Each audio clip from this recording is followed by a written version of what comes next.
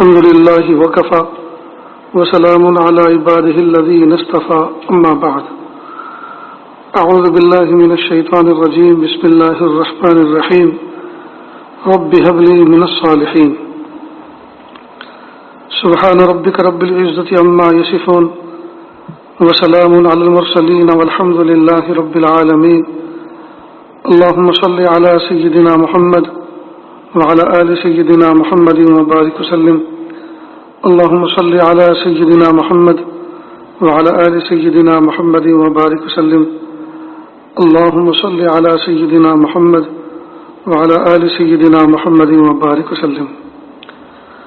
ماہ رمضان مبارک کی 27 تاریخ ہے، سن 1441 ہجری ہے، مئی مہینے کی 21 تاریخ ہے، 2020 عیسوی سن ہے۔ پورے ملک میں لاک ڈاؤن ہے اور کرونا وائرس کی وبا ہے۔ اللہ تعالیٰ سے دعا ہے کہ اللہ رب العزت انسانوں کی بالخصوص اہل ایمان کی حفاظت فرمائے، صحت و شفا عطا فرمائے اور انسانوں کو اللہ کی قدرت کو پہچان کر زندگی گزارنے کی اور گناہوں سے بچنے کی توفیق عطا فرمائے۔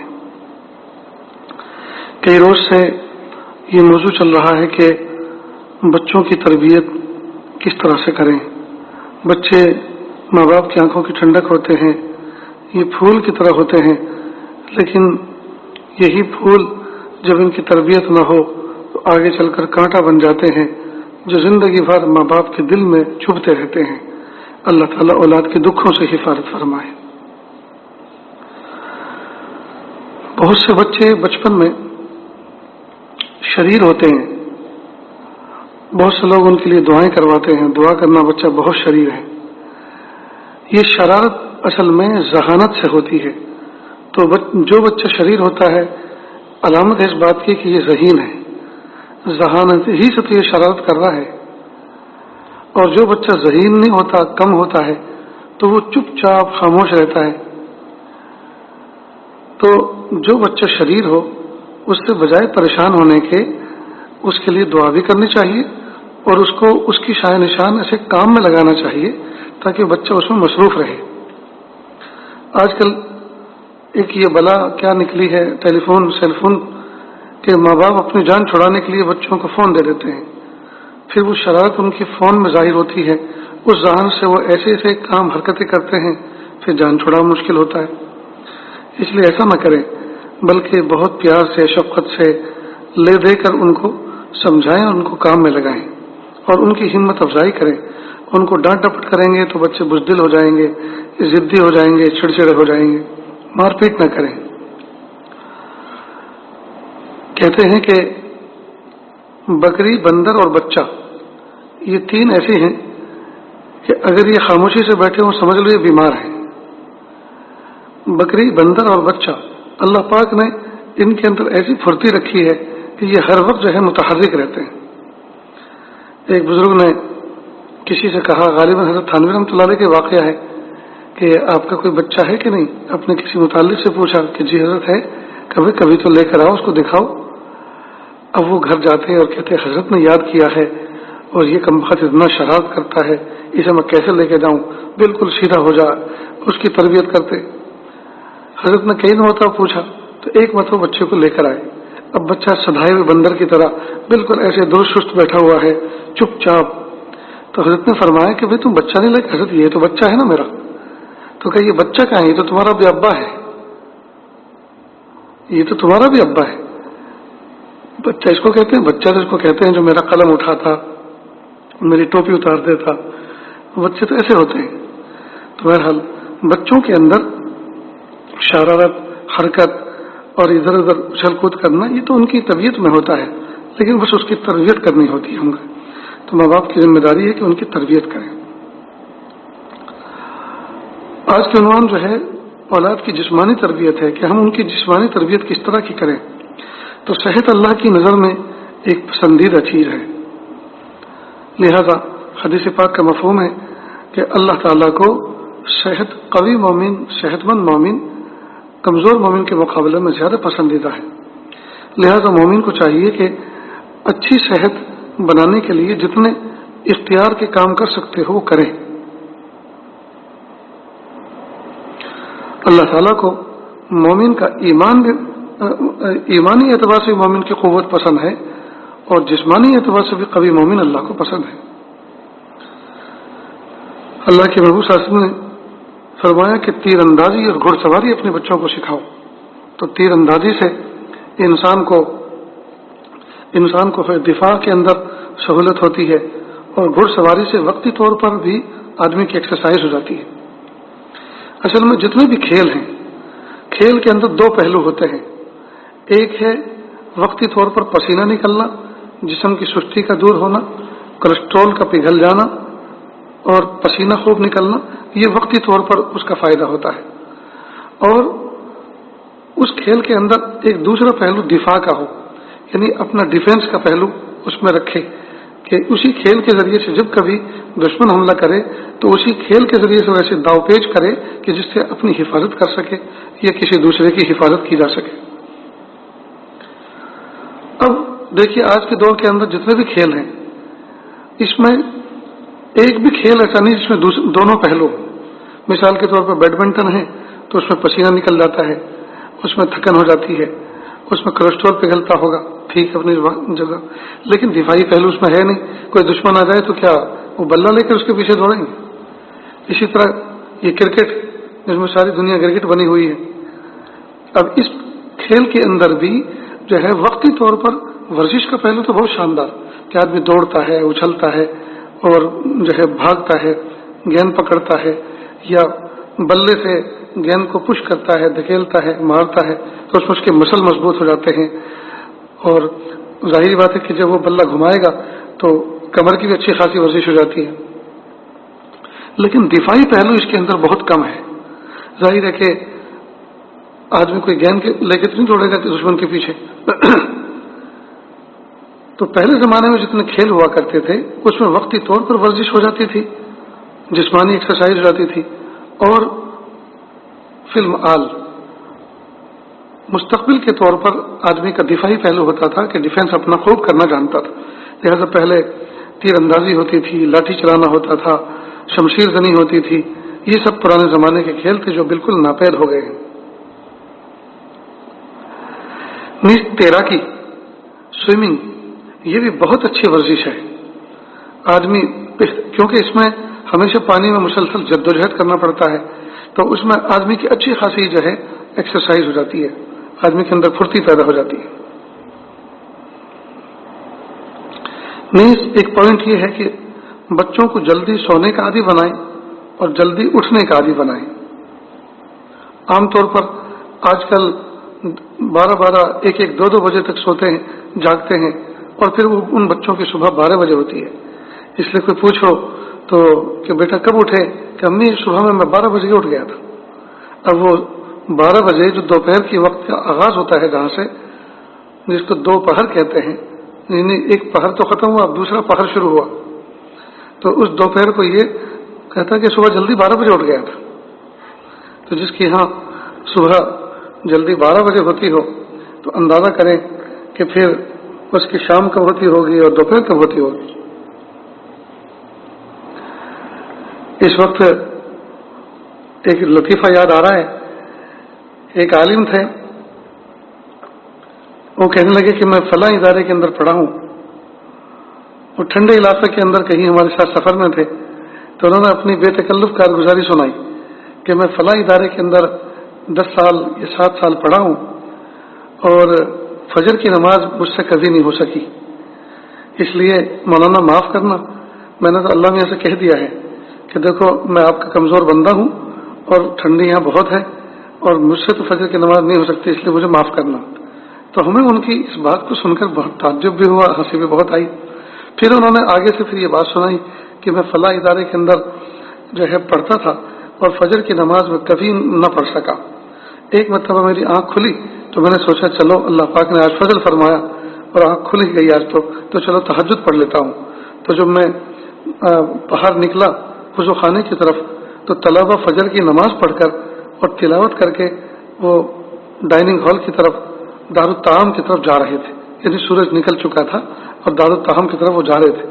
تو میں نے کہا کہ جب آپ کی تہجد کا یہ حال ہے تو اندازہ کریں کہ فجر کا کیا حال ہوتا ہوگا، اس سے تو سمجھ میں آتی ہے بات۔ خیر یہ تو ایک لطیفہ ہوا، جو حقیقی بات تھی اپنی آپ بھی تھی نے سنائی. لیکن آج پوری دنیا میں دیکھیں بچے رات کو جلدی نہیں سوتے، دیر تک گپے لگاتے ہیں، بکواس کرتے ہیں، لایانی کام کرتے ہیں، فون میں لگے رہتے ہیں، 12-1 بجے جا کے سوتے ہیں. تو ان کو کہاں سے فجر نصیب ہوگی؟ اللہ کے محبوب صلی اللہ علیہ وسلم فرمایا کہ عشاء کے بعد جلدی سو، اور عشاء کے بعد بات کرنا اللہ کے نبی صلی اللہ علیہ وسلم نے ناپسند فرمایا. بلکہ یہ عاجز تو کئی جگہ اپنی دینی محفلوں میں بھی کہتا ہے کہ عشاء کے بعد لمبا چوڑا بیان ہم سے مت کرائیے، اور یہ عاجز تو عشاء کے بعد لمبا چوڑا بیان کرنے کا عادی نہیں ہے، اور کہتا ہے کہ بھئی دیکھو وہ دین کی بات جس سے فجر کی نماز میں متاثر ہو، کیا فائدہ اس دین کی بات کرنے کا بھی. اس لیے عشاء کے بعد جلدی سونے کا جو معمول بناتے ہیں، تو جب جلدی سوتے ہیں تو انسان جو ہے اس کو نیند سے سیرابی ہو جاتی ہے، اور خود بستر اس کا اچھال دیتا ہے فجر اور تہجد کے وقت میں کہ بھئی بس کرو اب اٹھو یہاں سے. ایک اور پوائنٹ یہ ہے کہ بچے سونے سے پہلے دانتوں کی صفائی کا اہتمام کریں، بچوں سے کرایا جائے. وہ مسواک بھی کریں تاکہ محبوب کی عین سنت پر عمل ہو، اور برش بھی کریں. اصل میں آج کل دانتوں کے اندر کچھ میل اس طرح کے لگتے ہیں کیونکہ کھانے پینے اس طرح کے آ رہے ہیں، ایسے مرغن اور اس قسم کی چیزیں اس میں شامل ہیں، جس کی وجہ سے دانتوں میں اسکیل جم جاتا ہے، میل جم جاتا ہے، جو صرف نری مسواک سے صاف نہیں ہوتا بلکہ اس میں منجن کی یا برش کی بھی مدد لینی پڑتی ہے. لہذا دونوں کو جمع کریں، برش بھی کریں اور مسواک بھی کریں، تو بہت ہی اچھی چیز ہے. اب دنیا دار جتنے بھی ہیں دنیا والے، وہ جو ہے صبح کو اٹھ کر برش کی جگالی کرنا شروع کرتے ہیں بھینس کی طرح، اور یہ اپنے آپ کو بہت اسمارٹ سمجھتے ہیں اور بہت ہی ہوشیار سمجھتے ہیں کہ دیکھو ہم صبح کو برش کرتے ہیں. حالانکہ اللہ کے بندے رات کو ہمارے محبوب صلی اللہ علیہ وسلم نے تو ہمیں فرمایا کہ رات کو صاف کر کے سو. صبح کو تو کرنا ہی ہے مسواک، لیکن رات کو بھی کر کے سو. اس لیے کہ جب آپ نے رات کو کھانا کھایا اور آپ نے برش مسواک نہیں کی تو اب جو بیکٹیریا ہے اس نے تو پورے دانت کو خراب کر دیا، اس نے تو پوری رات بھر جم کے کام کیا ہے. اب جب رات بھر اس نے اپنا کام کر دیا، ہمارا کام خراب کر دیا، اب صبح صفائی کرنے بیٹھے، اب کس کی صفائی کر رہے ہیں؟ یہ تو ایسے ہی ہے جیسے بہت سے گھروں کے اندر چوری ہوتی ہے اور وہ پولیس میں جو ہے شکایت کرتے ہیں، تو پولیس والے آ کر باہر پہرا بٹھا دیتے ہیں. تو کئی مرتبہ ہم نے بھی دیکھا بھی جہاں چوری ہو گئی اب وہاں پولیس بیٹھی اس کا کیا کام؟ اس لیے کہ جس چیز کی حفاظت کرنا تھا وہ تو نکل چکی، وہ تو یہاں سے گئی، اب تو کچھ بھی نہیں ہے، اب پہرا دینے کا کیا فائدہ؟ اسی طرح رات بھر جب بیکٹیریا نے کام خراب کر دیا، دانتوں کی جڑوں کو کھا لیا، نقصان کر دیا، اب صبح کو برش کرنا بیٹھے. اس لیے رات کو مسواک کا اور برش کا اہتمام کرنا چاہیے.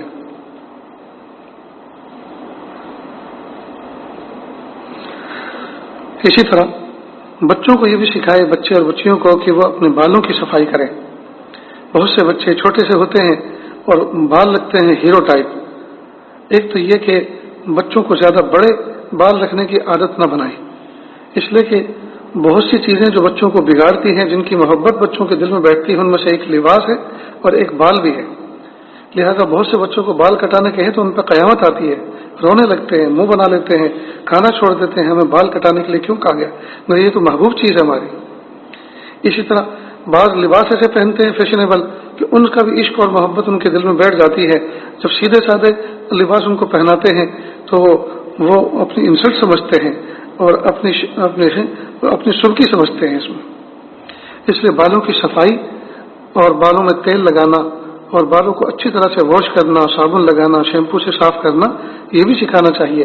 اور بچیوں کو بال کس طرح سے ان کی کنگھی کی جاتی ہے اور کس طرح سے الجھتے ہیں، کیسے ان کو سلجھایا جاتا ہے، یہ تو ماں خوب اچھی طرح سے ان کو سکھائیں اور بتائیں کہ دیکھو جن بالوں کی صفائی نہیں ہوتی اس میں جو ہے جوئیں پڑ جاتی ہیں اور وہ پھر بہت تکلیف دیتی ہیں، پھر سب کے سامنے کھجلانے بیٹھتے ہیں تو سب لوگوں کو احساس ہوتا ہے ان کے سر میں جوئیں ہیں. نیز ناخن کی صفائی کا بھی بچوں کو اہتمام کرائیں. بہت سے بچے مٹی میں کھیلتے ہیں، بہت سے کھیل کھیلتے ہیں، ناخن بڑے ہوتے ہیں تو دور سے ہی اتنا حصہ جو بڑھا ہوا ہے وہ میل سے بھرا ہوا نظر آتا ہے، جس کو دیکھ کر بھی گھن آتی ہے. لہذا بچوں کو ناخن کاٹنے کا خاص اہتمام کرنا چاہیے اور ماں باپ کو چاہیے کہ وہ اپنی نگرانی میں بچوں کے ناخن کٹائیں. کئی مرتبہ بعض بچے اور بچیاں وہ ایک آدھ انگلی کا ناخن بڑھا لیتے ہیں اور یہ معاشرے میں دیکھا دیکھی کرتے ہیں کہ فلاں دوست نے بڑھا رکھا ہے تو ہم بھی بڑھائیں گے، فلاں ہماری سہیلی نے بڑھایا ہے تو ہم بھی بڑھائیں گے۔ پیارے بچوں اور بچیوں، یہ ناخن کی کیا فضیلت ہے؟ اس کا فائدہ کیا ہے؟ اس کو کچھ بھی تو فائدہ نہیں سوائے نقصان کے۔ اس لیے اللہ کے محبوب، اور سب سے بڑا نقصان تو یہ ہے کہ محبوب صلی اللہ علیہ وسلم کی سنت کے خلاف ہم کام کر رہے ہیں، تو حضور کی سنت کے خلاف کر کے ہم اللہ کی محبت کبھی نہیں حاصل کر سکتے۔ لہذا ناخنوں کا خاص اہتمام کریں۔ آج کل عورتوں کے اندر، لڑکیوں کے اندر یہ فیشن بنتا جا رہا ہے کہ وہ ایک ہاتھ کے ناخن بڑھا کے رکھتی ہیں، یہ دونوں ہاتھ کی ایک خاص انگلیوں کی اور انگوٹھے کے ناخن بڑھا کے رکھتی ہیں۔ یہ بالکل خلاف فطرت ہے، خلاف سنت ہے، خلاف اخلاق ہے۔ اب یہ کرونا کے زمانے میں چاہے لاکھ تم منہ پر جو ہے ماسک پہنتے پھرو، چاہے لاکھ سر کو کور کرتے پھرو، لیکن اگر ناخن جو ہے تم نے کتے بلی کی طرح بڑھا رکھے ہیں تو کیا کرونا کو بچا سکتے ہیں آپ؟ جب تم نے اس کے لیے جائے پناہ، محفوظ جائے پناہ اپنے ہاتھوں میں رکھی ہوئی ہے اور اس کے نیچے وہ چھپ سکتے ہیں، تو کیا مجال کہ تم جو ہے اس کے اٹیک سے بچ سکو؟ اللہ کرے کہ یہ بات سب کی سمجھ میں آ جائے۔ یہ کتنی فطرت کے خلاف، کتنی گھناؤنی حرکت ہے کہ کئی مرتبہ تو عورتیں دونوں ہاتھ اور دونوں پیر کے ناخن بڑھا کے رکھتی ہیں، تو پھر اللہ سے یہی دعا مانگتے نا کہ ہمیں کتے بلی کے شکل میں اللہ پیدا کرتے تاکہ خوب ناخن رکھا کرتے اور ان کا استعمال بھی کرتے۔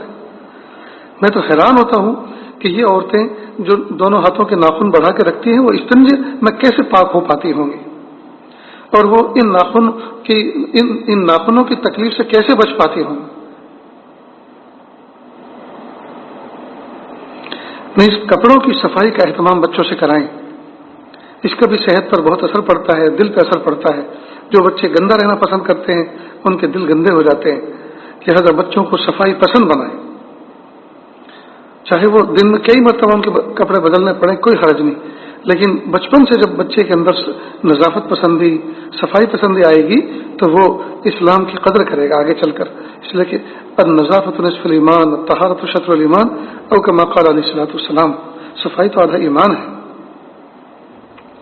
نس بچوں کو غسل کا اہتمام کرائیں اور غسل کی سنت بھی سکھائیں کہ غسل کی سنت کیا ہے، کس طرح سے غسل کیا جاتا ہے، اور دن میں اگر صبح شام وہ غسل کرنے کے عادی بن جائیں تو سبحان اللہ، بہت خوب، پھر تو بچے بہت زیادہ صفائی کا اہتمام کریں گے۔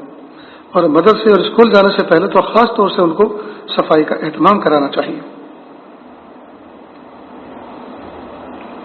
نیز روزانہ بچوں سے ہلکی پھلکی ورزش بھی کرائیں، ان کو کھیل کھلائیں۔ کھیلنا کا مقصد یہ ہے تاکہ کھیل کے ذریعے سے، بھاگا دوڑی کے ذریعے سے بچوں کے خون کا دوران صحیح سالم رہے اور ان کے اعضاء میں پھرتی رہے۔ تو بچپن سے جب بچہ ایکسرسائز کا اور کھیل کود کا، ورزش کا عادی بن جاتا ہے، اس کو جو ہے صبح سے لے کے شام تک میں ایک خاص وقت اس کی ایکسرسائز کا، ورزش کا کر دینا چاہیے۔ اور بہت سی ورزش کے ہلکے پھلکے آلات آتے ہیں، وہ بھی اپنے گھر میں رکھنے چاہیے تاکہ بچہ ان کے ذریعے سے وہ ایکسرسائز کرتا رہے۔ اس لیے کہ قوی مومن اللہ تعالیٰ کے نزدیک زیادہ پسندیدہ ہے ضعیف اور کمزور مومن کے مقابلے میں۔ تو اللہ پاک نے جب صحت دی ہے تو ہمیں چاہیے کہ ہم صحت کی قدر بھی کریں اور اس صحت کا صحیح استعمال بھی کریں۔ اللہ تعالیٰ سے دعا ہے اللہ رب العزت ہمارے بچوں کی بہترین جسمانی تربیت کرنے کی ہمیں توفیق عطا فرمائے اور ہمارے بچوں کو اللہ پاک ہماری آنکھوں کی ٹھنڈک بنائے۔ وآخر دعوانا ان الحمد للہ رب العالمین۔ بسم اللہ الرحمن الرحیم، اللہم صلی علی سیدنا محمد وعلى آل سيدنا محمد وبارك وسلم، لا أحصي ثناء عليك أنت كما أثنيت على نفسك، رب اغفر وارحم وأنت خير الراحمين، حسبي الله لا إله إلا هو علیہ توکلت هو رب العرش العظیم۔ پیارے اللہ، ہم ظاہر میں آپ کے بندے، حقیقت میں نہایت گندے، اللہ ہمارے دلوں کی گندگی کو دور فرما، ہمیں اپنی بندگی کا سلیقہ عطا فرما، شرمندگی والے کاموں سے ہماری حفاظت فرما، برے دن سے، بری بات سے، بری رات سے، برے انجام سے ہماری حفاظت فرما، سوء خاتمہ سے ہماری حفاظت فرما۔ اللہ جی، یہ ہاتھ اٹھائے جانے کے قابل نہیں، یہ زبان کو سوال کرنے کے قابل نہیں، آپ سے نہ مانگے تو کس سے مانگے، آپ سے سوال نہ کرے تو کس سے سوال کرے۔ اللہ جی، تقویٰ دے دیجئے، پاکیزگی دے دیجئے، معرفت دے دیجئے، قرب دے دیجئے، ظاہری باطنی صحت عطا فرما دیجئے۔ اللہ ہم سب کو ایسا بنا دیجئے ہم آپ کو پسند آ جائیں۔ وصلی اللہ تعالی علی خیر خلقہ محمد و آلہ و اصحابہ اجمعین برحمتک یا ارحم الراحمین۔